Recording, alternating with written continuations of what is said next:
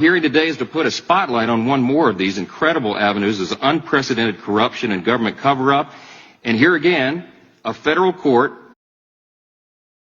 evidence, Mr. Goldman and everybody else, now proves they're panicked because it's impossible to cover up the inescapable conclusions of the last few weeks. Let me give you two of them. First, one, the hard evidence, Mr. Goldman and everybody else, now proves that the Biden family is hopelessly corrupt and has apparently engaged in a long pattern of extortion, bribery, influence peddling, and tax fraud and staggering abuses of power. And number two, we're highlighting here today that we now know that a growing list of the most important executive branch agencies of the Biden administration are in on it. They've also been corrupted. They've been weaponized to help cover all this up, the first family's crimes. When we summarize all this stuff, it sounds like a premise of a dystopian novel or something, but it's actually happening right now on our watch. This is not conspiracy theories, this is evidence. Our hearing today is to put a spotlight on one more of these incredible avenues of unprecedented corruption and government cover-up.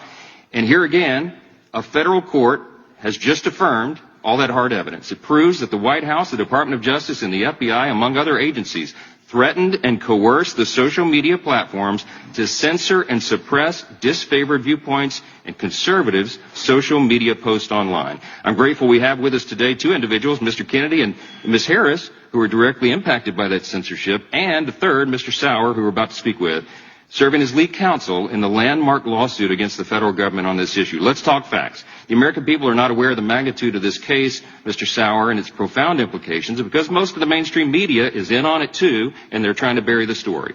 In brief, in May of last year, the attorneys general of my state, Louisiana, and the state of Missouri filed suit in U.S. District Court of the Western District of Louisiana.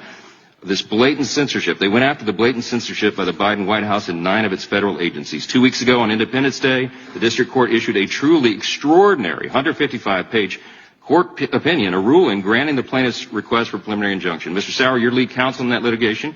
You referenced some in your opening statement, but let's do it again here because they don't seem to be paying attention. Can you give a summary again of some of the key components of that opinion and the basis for it? I know you mentioned there were 82 pages of detailed factual findings, right?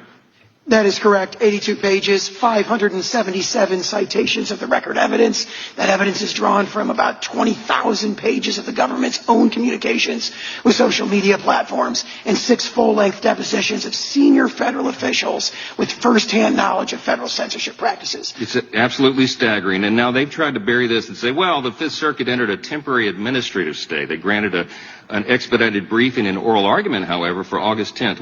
What's the impact of that? Isn't that routine practice in the Fifth Circuit? That's a direct quote from the recent Fifth Circuit decision, N. Ray Abbott, which is cited in my written testimony. It's legally incorrect, clearly legally incorrect to describe them as vacating the injunction, which has happened multiple times. They either don't know the law or, I don't know, they're trying to obscure the facts. That's a theme around here. The White House and the fellow Democrats disputed almost none of the factual findings in the court. Isn't that right? So far, we've had 2 emergency stay motions from the Department of Justice, one in the district court, one in the Court of Appeals. And what really struck me in reading those is they just don't dispute those 82 pages of factual findings. Almost none of them are directly disputed in what they've filed so far.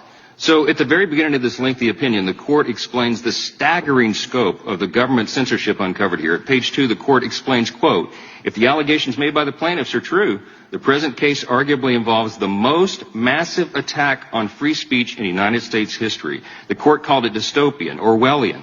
How broad has this attack been? How many Americans have been censored? There's judicial findings again and again in the opinion of millions of American voices silenced by these efforts. And it had profound impacts. We know, we just saw the poll and the data that's been entered here, facts, not conjecture, that it probably changed the outcome of the election. The court noted that they suppressed, among other topics, the Hunter Biden laptop story. And the court noted, not you, not me, not Republicans, that millions of Americans were not exposed to that story. Had they been, we know they might have voted differently. We'll never be able to unwind history, but wow, I mean, the profound impacts. What are some of the other categories of speech that the government suppressed with its unconstitutional scheme? Well, the court made findings on that. I just quote them: opposition to COVID-19 vaccines, opposition to COVID-19 masking and lockdowns, the lab leak theory of COVID-19, opposition to President Biden's policies, statements that the Hunter Biden laptop story was true, opposition to the policies of government officials in power. All were suppressed. And that's just some examples, many other examples in the court's findings and in the discovery in the case. I so wish I weren't out of time. I yield back.